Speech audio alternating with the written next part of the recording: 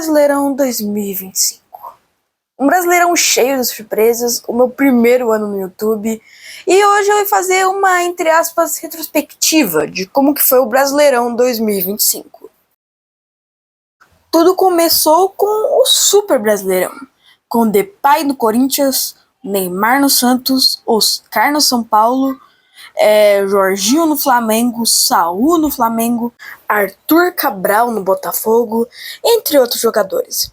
Tudo começou até que normal, tipo alguns times perdendo, outros tomando virada, Verratti fazendo gol de cabeça, algo que é normal.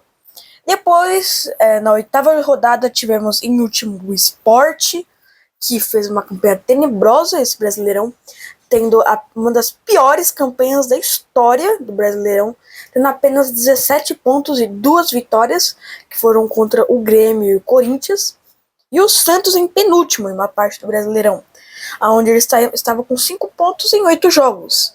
Uma campanha bem ruim. Também falando em Santos, nós tivemos o Santos tomando de 6-0 do Vasco, depois de ter virado contra o Cruzeiro no Mineirão. No Mineirão não. Acho que foi no Mineirão. Não sei.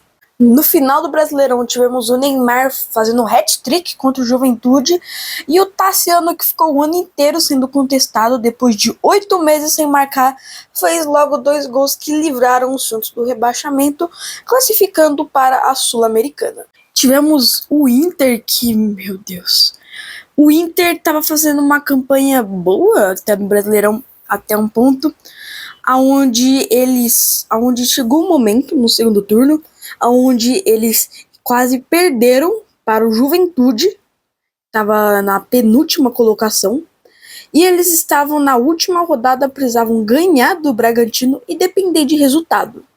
E conseguiu escapar de uma maneira heróica, e o Abel Braga, eu acho que ele saiu do Inter, e quando ele chegou, ele falou aquela coisa, né, do uniforme rosa, que é bem ruim, né, é preconceito e tal. Tivemos o Corinthians, que perdeu de 3-1 para o Santos, na Vila Belmiro, depois perdeu de 3-0 para o Cruzeiro, lá no estádio do Cruzeiro, e vai enfrentar hoje o Cruzeiro, no momento que eu estou gravando, vai enfrentar o Cruzeiro na Copa do Brasil. E no Corinthians tivemos vários jogadores lesionados, como o Depay, o Garro, entre outros. O Vitinho voltando para o futebol brasileiro, indo para o Corinthians e jogando poucos jogos antes de lesionar. O Flamengo, que estava ascendendo o Brasileirão junto com o Palmeiras, onde mais uma vez os dois estavam disputando ponto a ponto para ser o campeão. O Flamengo ganhou por causa da péssima fase do Palmeiras, que não ganhava jogos e só empatava e perdia. O Arrascaeta sendo o artilheiro do Brasileirão por muito tempo. E o Cruzeiro tivemos o Caio Jorge, que foi muito bem, aonde ele foi, eu não sei se ele foi o artilheiro ou um dos artilheiros, mas ele foi muito bom, despachando o Gabigol, que ficou no banco durante toda a temporada. Tivemos o Dudu, que saiu tretado do Cruzeiro, quando ele veio já foi uma vinda bem turbulenta, e ele saiu do Cruzeiro e foi para o maior rival, e também tínhamos péssimas atuações de Soteldo, Gabigol, como eu já disse, Ener Valencia antes de sair do Inter, o Borré, que também até agora teve uma campanha muito, mas muito ruim no Brasileirão. O Super Mirassol, que todo mundo botava o Mirassol para cair, mas o Mirassol seguiu em frente, foi invicto lá em casa. E o Reinaldo jogando muito esse Brasileirão, o melhor lateral. E o técnico do Mirassol, na minha opinião, é o melhor técnico do Brasileirão. O trabalho que ele fez não tem como. Tivemos o São Paulo, que ocorreu a mesma coisa que aconteceu com o Corinthians. Os melhores jogadores lesionaram, o Caleri, o Lucas Moura e o Oscar, e o time tomando de 6-0 do Fluminense, e o Luiz Gustavo ficando muito pistola depois, desabafando e tal. Tivemos os jogadores do Vitória brigando entre si em algumas partidas. O Guilherme, que no jogo contra o Vitória, um jogo que quase rebaixou o Santos, tava perdendo, e em vez de ele ir com o pé, ele cabeceou e foi aquilo, né? Foi esse lance aí. O Rian, do Vasco, que jogou muito bem durante esse final, Brasileirão e no meio. O Botafogo, que estava com o filho do Ancelotti, ainda está, se não me engano, e ganhou do Fortaleza, que, mano, o Fortaleza tava 9 jogos sem perder, 5 vitórias seguidas, e no último jogo eles acabaram perdendo para o Botafogo e foram rebaixados. Os clubes rebaixados foram o Sport, Juventude, Ceará e Fortaleza. Os rivais caíram juntinhos. Na Libertadores tivemos o Flamengo, o Palmeiras, o Cruzeiro, o Mirassol, o Fluminense, o Bahia e o Botafogo.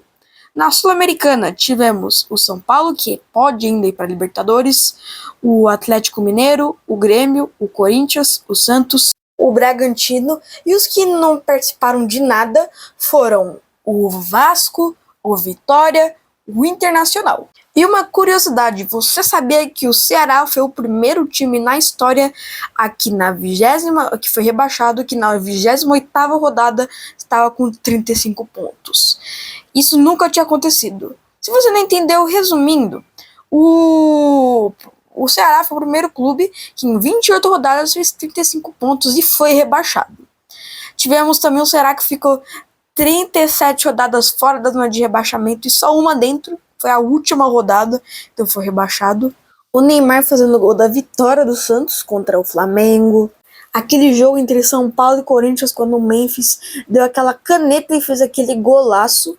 E no momento que eu estou gravando esse vídeo, no próximo domingo vai ter o troféu Léo Batista no Fantástico.